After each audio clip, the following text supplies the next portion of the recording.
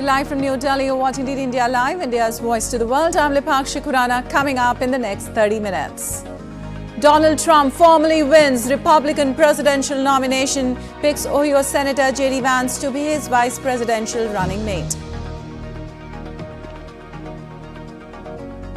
Israel allows UN to bring more armored vehicles, protection gear for its humanitarian aid operations in the Gaza Strip. The first plenary session of the new European Parliament set to begin on Tuesday. Members of the European Parliament to decide upon Parliament's leadership and vote on who will run the European Commission for the next 5 years.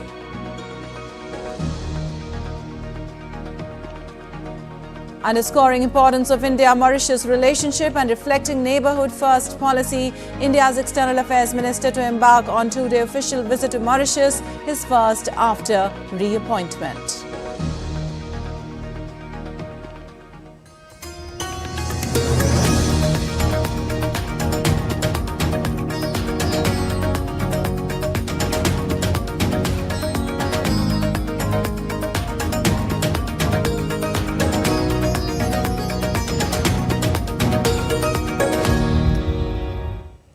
And on to the details now. The Republican Party formally nominated former President Donald Trump as the GOP standard bearer for the November 5th general election on Monday at the start of the party's national convention in Milwaukee. GOP delegates crowned Trump as the presidential nominee for a third time in a roll call vote as the Republican Party convention kicked off its 4-day run in Milwaukee in the battleground state of Wisconsin. Monday's nomination procedure was a formality as Trump has already been the presumptive presidential nominee since March when his delegate haul reached 1,215, a majority of the total 2,429 delegates. And Donald Trump officially named Ohio Senator J.D. Vance as his running mate in the U.S. presidential election at the start of the party's national convention in Milwaukee. The news, first announced on Trump's Truth social media website, comes 2 days after Trump survived an assassination attempt in Pennsylvania campaign rally. Vance was named Trump's running mate hours after the former president secured a major legal victory when a federal judge dismissed one of Trump's criminal prosecutions. Vance was a one-time harsh critic, but later became one of Trump's most loyal supporters in Congress. Trump is due to formally accept the party's nomination in a primetime speech on Thursday and will challenge Democratic President Joe Biden in the 5th of November election.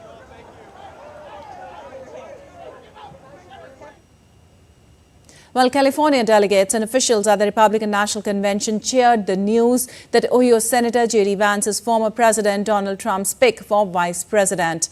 Soon after Trump's announcement, Vance emerged on the convention floor with his wife Usha, shaking hands with and hugging delegates who swarmed the couple. The selection of Ohio U.S. Senator J.D. Vance as Donald Trump's vice presidential running mate was greeted with approval by delegates of the Republican National Convention.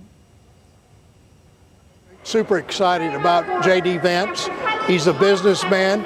We have now, instead of one businessman, we've got two great businessmen. And that's what our country needs. J.D. Vance brings together the strength to be able to connect with people that are in the middle. He can bring together the military vote. He can bring together maybe some people that are disheartened. He could certainly bring together the independents for us. I think that it's important that the president pick the person that he feels like he can work with. I think all the people that we were told were potential candidates were all very, very good people. And U.S. President Joe Biden has defended his language in the lead-up to the recent assassination attempt on former President Donald Trump. In an interview to U.S. News Channel, Biden admitted that his bullseye comment about Trump was a mistake. The U.S. president said he meant Democrats needed to focus more on Trump, his policies, and the false statements he made during the presidential debate late last month. It was a mistake to use the word. I didn't say crosshairs. I meant bullseye. I meant focus on him. Focus on what he's doing. Focus on his policies. Focus on the number of lies he told in the debate. Focus. I mean, there's a whole range of things that, look, I'm not the guy that said I want to be a dictator on day one. I'm not the guy that refused to accept the outcome of the election. I'm not the guy who said that won't accept the outcome of this election automatically. You can't only love your country when you win. How do you talk about the threat to democracy, which is real, when a president says things like he says? Do you just not say anything because it may incite somebody? Look, I've not engaged in that rhetoric. While asking about the Republicans' vice presidential candidate Vance, Biden said that it's unsurprising that Trump would surround himself with people who agree completely with him. It's not unusual. He's going to surround himself with people who agree completely with him. Have a voting record. I support him. Even though if you go back and listen to the things that J.D. Vance said about Trump. And for more, we have Nick Harper joining us from U.S. Well, Nick, Donald Trump formally wins the Republican presidential nomination, and Ohio Senator J.D. Vance, one-time harsh critic to loyalist, now to be his vice presidential mate. What do you have to say about all this? Yeah, quite incredible, the turnaround for J.D. Vance, who just a few years ago referred to Donald Trump as Hitler. He has had in the past some very harsh comments for Trump. When he was elected in 2016 to become president, Vance was not a supporter. That has all changed now, and over the course of the last few years we've seen Vance turn from someone who wrote a best-selling memoir here in the US to become a politician, to become a fervent supporter of Donald Trump, and now to become his running mate, to join him on that Trump-Vance ticket. He's chosen someone who very much agrees with him, who has the loyalty factor that Donald Trump holds so dearly. And we have seen, I guess, in many ways, Vance being chosen because he comes from a working class background in the state of Ohio. He would certainly therefore appeal to the working class voters that Donald Trump himself is trying to appeal to. He's very much to the right of Donald Trump, quite extreme in some of his views, more extreme than Trump himself.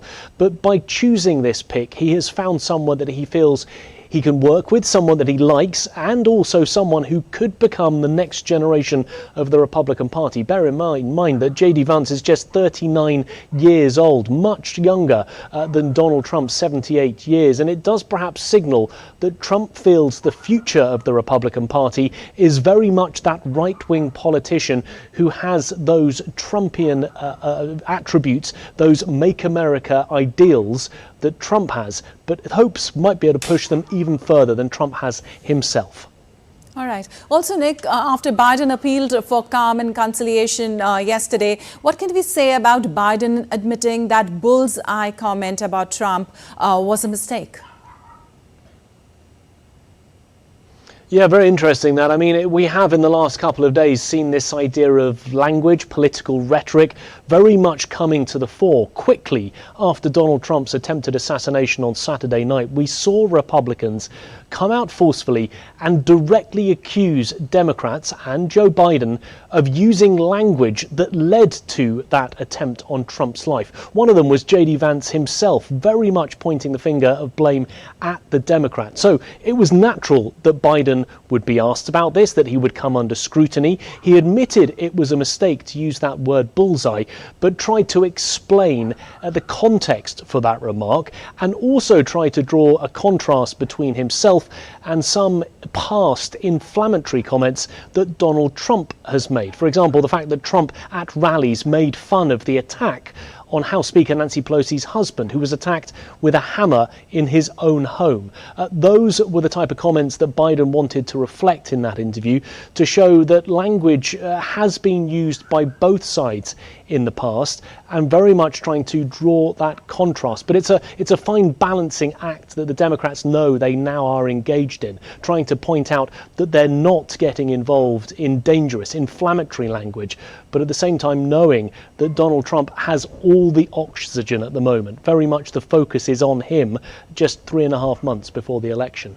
Right. Harsh language was used by both the sides earlier. As far as the assassination bid is concerned, has the FBI categorically concluded that Crooks was acting alone, though nobody knows why he tried to gun Trump down? Any more information about his background? The motive is still unclear. That is something that the FBI is still working on. The White House gave more details during the course of today at their press briefing, in which they said that motive was still unknown, that they were still looking into it. And also there was a warning for America. The Homeland Security Secretary went on to paint this idea that at the moment there was a heightened threat level in the United States, pointing out that there was a threat to politicians, not active threats, but the possibility of threat, and saying that security had been ramped up for all political candidates, for Donald Trump and Joe Biden included. But they have not concluded yet their investigation to find out the motive behind Saturday's attack. All right, Nick, thank you so much for all that information from there. And moving on, jurors in New Jersey Senator Bob Menendez's bribery trial failed to reach a verdict in their first full day of deliberations on Monday. The trial, initially expected to last 6 weeks, is now in its 10th week. Menendez pleaded not guilty to 16 felony counts, including obstruction of justice, acting as a foreign agent, bribery, extortion, and honest services via fraud. Menendez is accused of using his political influence to benefit 2 foreign governments while helping 3 New Jersey businessmen in return for bribes that included stacks of cash, gold bars, mortgage payments, and a Mercedes-Benz convertible. Regardless of the jury's verdict, the case has likely ended the 3-term senator's political career. Menendez stepped down as chair of the Senate's influential Foreign Relations Committee upon being charged in September, but has resisted calls from fellow Democrats to resign. He's running as an independent for re-election to his seat in November, but is considered a long shot. And Israel allows UN to bring in more equipment amid Gaza lawlessness. The approval was in response to a UN letter sent to Israel last month on safety and security in Gaza. The United Nations said on Monday that it will start bringing in more armored vehicles and personal protection equipment for its humanitarian aid operations in the Gaza Strip. Humanitarian coordinator Scott Anderson in a statement said that some communications equipment were also approved. However, talks are still ongoing over satellite internet access amid fear of Hamas abuse. There was a letter sent to the government of Israel around safety and security, and we have seen a positive response, which is very welcome, and we thank Israel for that. Armored vehicles are coming in. Some will start coming in tomorrow and through the rest of the month. Personal protective equipment is also coming in. Again, some starting tomorrow, and then others will come in later this month. And some communications equipment has also been approved. There are some communications equipment that we're still under discussion around. The European Union's newest lawmakers will be taking their seats in Parliament this week, following the last European elections. It marks the start of a 5-year term for the divided Parliament. DD India correspondent Alex Cardia reports from Brussels for more.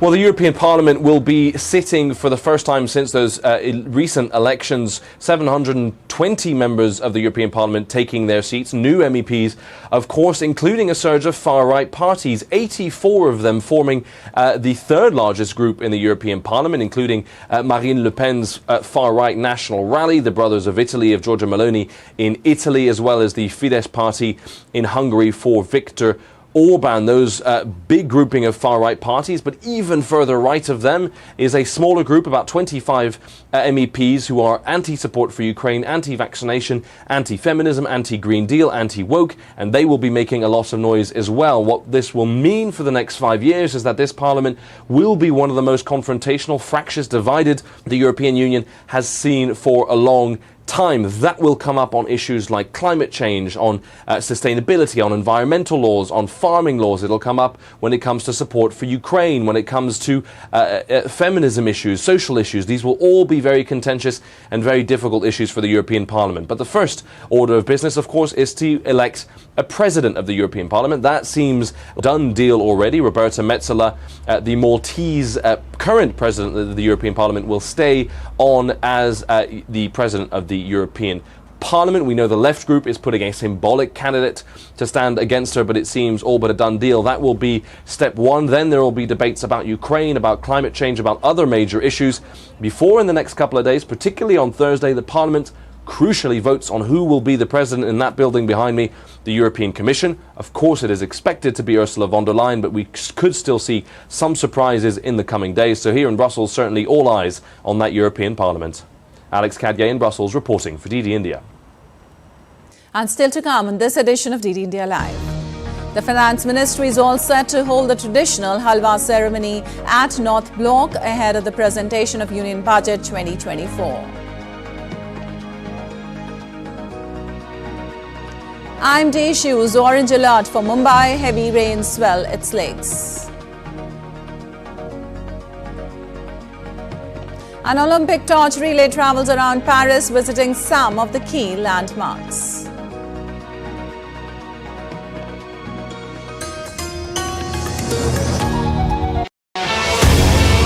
As the world gears up for the biggest sporting extravaganza, Olympics 2024, we at DD India are all set to bring you reports, reactions and all the latest action from Ground Zero.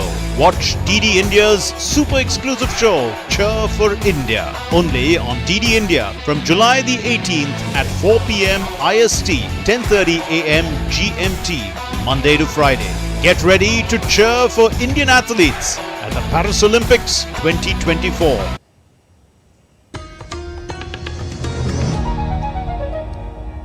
Welcome back. You're watching DD India Live. I'm Lipakshi Quran, and moving on, the Pakistan government has decided to ban the Pakistan Tehreek-e-Insaf party led by imprisoned former Prime Minister Imran Khan. The government has alleged that the party has been involved in activities deemed detrimental to the state. Information Minister Ataullah Tarar announced it on Monday, asserting that the federal government has collected enough evidence to justify the proposed ban. The government will also file a legal reference against Khan and former President Arif Alvi for treason charges under the country's constitution before the Supreme Court. Meanwhile, Imran Khan's aide, Zulfikar Bukhari, said the decision to ban Khan's political party and move the country's top court to press treason charges against him demonstrated that there is an undeclared martial law in Pakistan. And the External Affairs Minister of India, Dr. S. Jaishankar, will undertake a two-day official visit to Mauritius from Tuesday. The visit will mark one of the first bilateral engagements undertaken by him following his reappointment.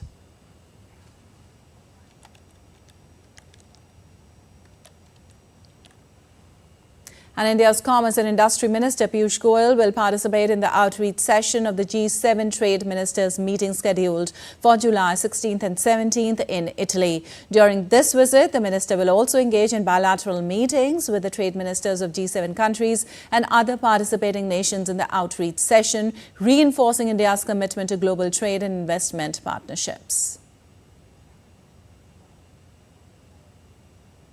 And India's financial capital, Mumbai, braces for monsoon season. Heavy rainfall that lashed the city on Monday led the India Meteorological Department to sound an orange alert in Mumbai for Tuesday too. While the showers led to traffic snarls and waterlogging in Mumbai, the stock in the 7 lakes supplying water to the city surpassed last year's marks in the highest one-day jump.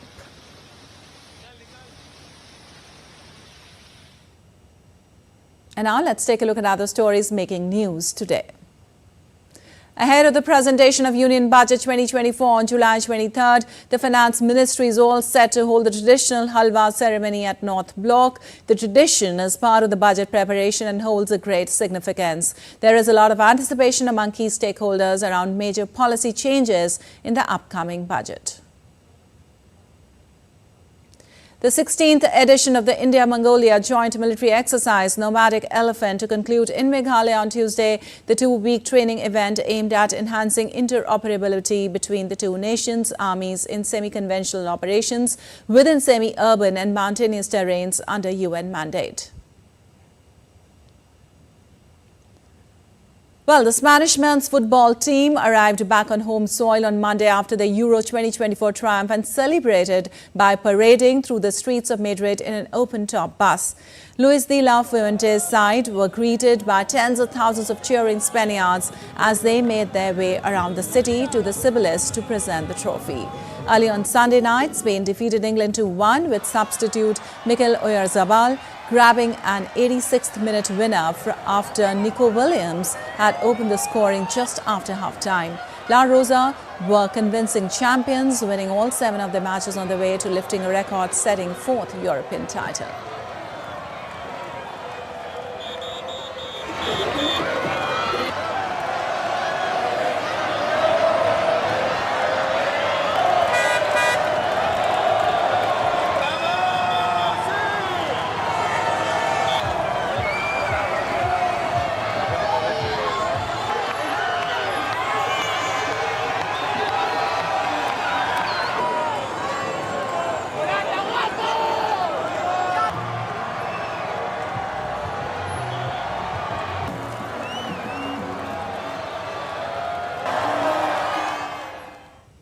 And the Olympic torch relay travelled around Paris on Monday, visiting some of the key landmarks, including the Champs-Élysées, Arc de Triomphe, Moulin Rouge and Roland Garros.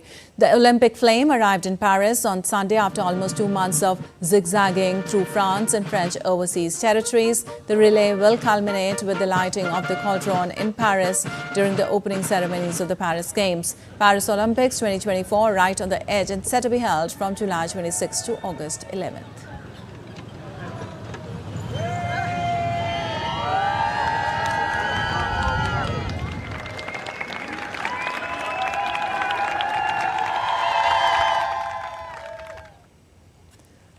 Well, it is another first for India as it hosts the 46th session of the World Heritage Committee. Prior to that event, the 10-day event also plays host to the World Heritage Young Professionals Forum from 14th to 23rd of July. 50 young professional minds from around the world, which includes 20 from India, deliberate to find solutions for world heritage in the 21st century. More in this report.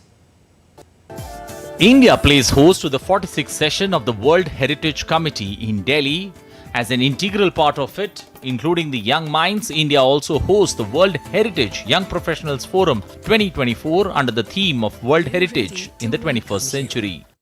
Over the next week or so, they will engage in very fruitful and detailed discussions on aspects like sustainable management of heritage sites, climate change and its effect on heritage sites.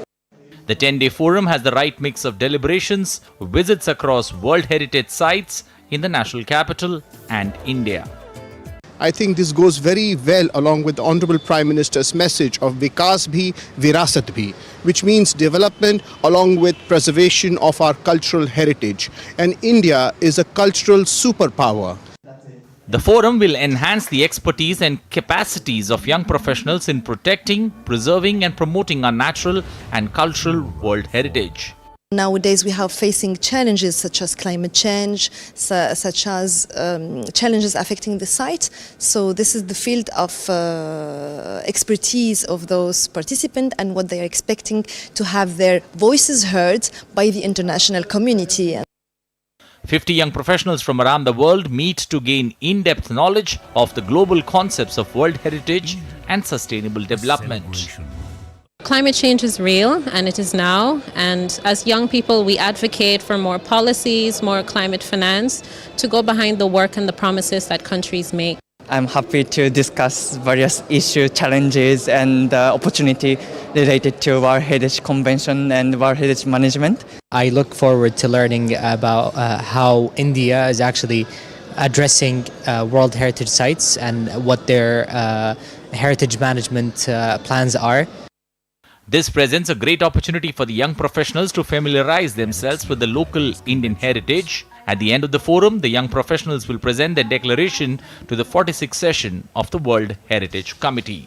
Anil Thomas, DD India, New Delhi.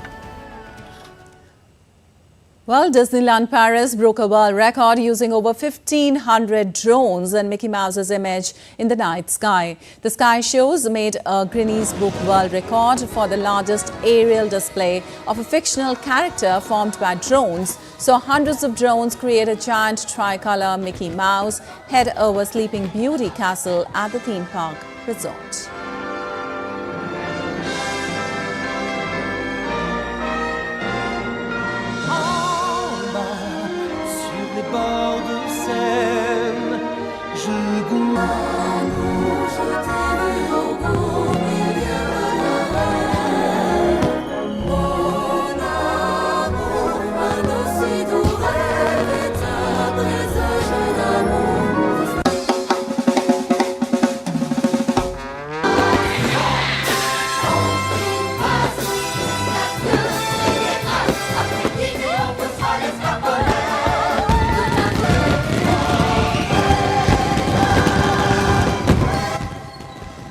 All right, that's all for this edition of DD India Live. But let us know your thoughts on the news of the day. For those on the go, you can get all the latest news and updates from India and across the world in the DD India mobile app.